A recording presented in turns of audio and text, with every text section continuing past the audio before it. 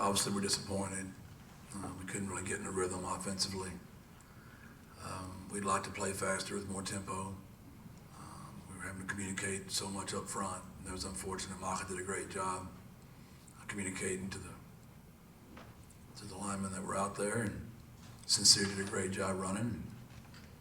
We executed at times very cleanly.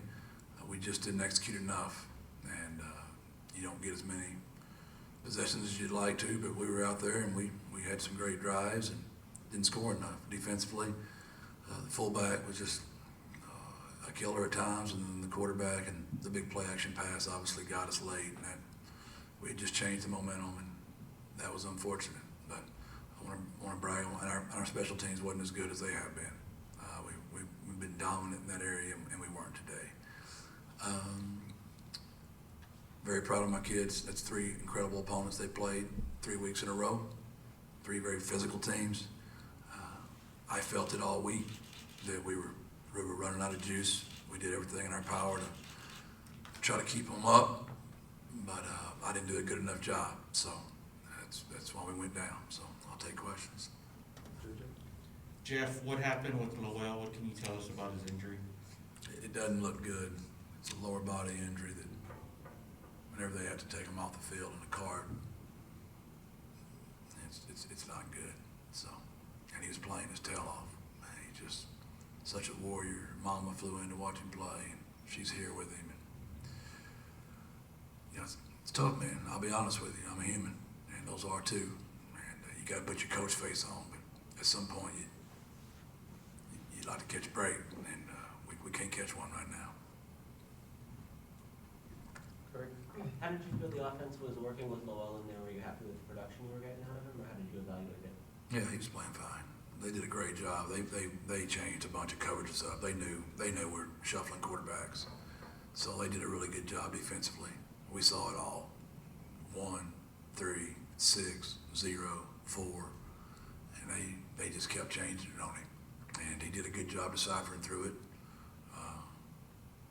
We had a whole new shuffle offensive line. He was having to battle his tail off with protections. And it's not easy playing that position, especially when you got, fruit basket turnover up front. And our kids did a heck of a job, man. They did. We moved them around, and I'm very proud of Maka leading that group. Lowell there's always a couple throws you wish you had back, but he was battling his tail off with all the different looks. I mean, if he'd played the whole year, the ifs and buts are candy and nuts, we'd all have a Merry Christmas. But when you're getting all those looks, you're going to be a little bit late on decisions. We need that position to get more steady, and unfortunately we haven't been able to do it yet.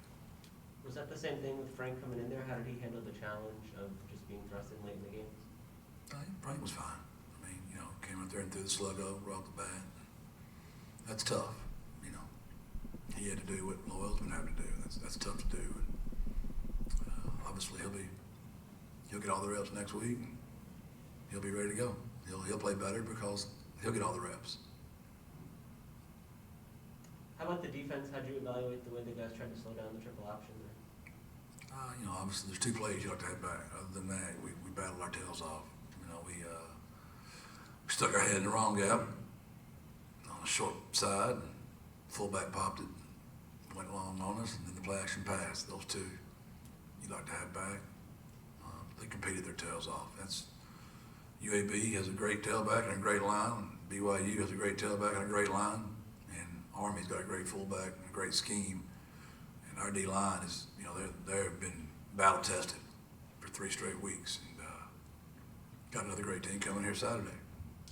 Did you feel like it got easier for your guys on defense to evaluate the different reads and be ready for the options as the game went along? Those guys are good coaches now. As soon as we get something figured out, they'd be on their next little deal, and we had to adjust again. They've been doing that thing for a while over there. I don't know how long Jeff's been there, but he's done a great job. And whenever you play a team like a military school, you'd like to have a week in the spring to work on them, a week in the summer, and then when you come in, you're not so drastically different. Just your scout team needs that work, So I'm not making excuses for my kids, but at the same time, I'm just being honest with you for my kids. Coach, 9 penalties, 85 yards.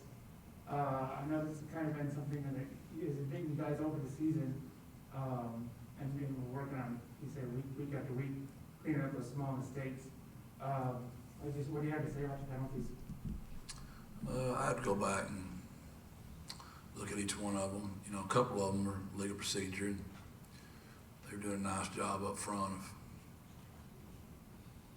making some calls at critical times that they got called for on 4th down and 1. Those are tough to overcome. I'm trying to think of what the rest of them were, honestly. We had a block in the back on a kickoff return that I thought was a good call. We had a kid jumping in there, you know, on top. You know, that hurt a little bit. So I'd have to go back and look at them. Obviously, you have 9 penalties, it's too many. But I have to go look at each one of them individually. Our kids are playing hard, and they're competing and scrapping. So pre-snap penalties and post-snap penalties I have a problem with. And, you know, whenever you're on special teams and you knock somebody to the ground, you're going to get a penalty. And we got to stop doing that. And today it was a young player that did it, and I got to grow him up. But yeah, we want to get that fixed. Jeff, you talked about you felt like this week the guys are running out of gas, the injuries are starting to pile up. Without a bye week, what can you do to help that? That's what makes my job, you know, tough. There's no doubt. And we took the pads off of them Thursday, and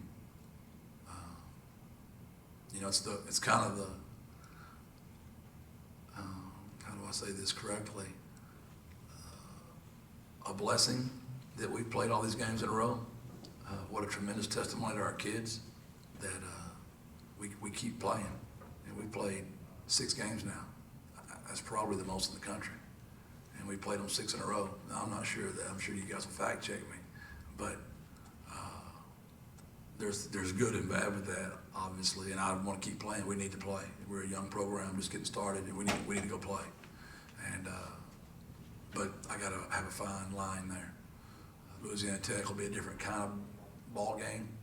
You know, UAB's run the ball first. BYU run the ball, that big old line, quarterback play action, and this team's run the ball first.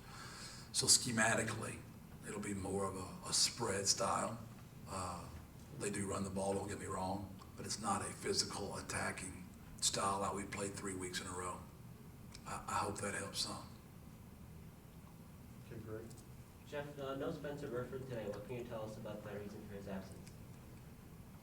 Yeah,